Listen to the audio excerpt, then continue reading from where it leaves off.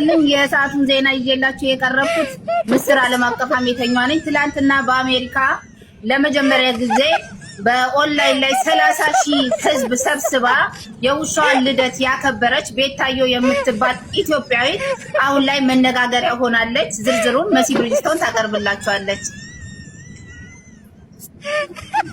ተመልካቾቻችን የሰዓቱን ዜና ይዤላችሁ የቀረብኩት መሲ ብሪጅስቶን ከዩናይትድ አረብ ኤምሬት ቻርጃ አካባቢ ነው። ትላንትና በቲክቶክ የላይቭ ስነ ስርዓት ላይ 31,000 ሰው ተሰብስቦ የአንዲትን ሄቨን የምትባል የውሻዋ ባለቤት ዋና ባለቤቷ ደግሞ ቤታዮ የምትባል ግለሰብ ናት ልደቱን ያከበረችው። ወይዘሮ ቤታዮ ልደቱን ያከበሩት የሄቨን የምትባል የውሻቸው ልደት ነው። የውሻቸው ልደት የተከበረው 30,000 ሰው በተቀመጠበት የአንድን ክፍለ ከተማ ህዝብ ይዘው የውሻ ልደት እንዴት ሊያከብሩ ይችላሉ? እኛ ኢትዮጵያኖች ዳቦ የሌለን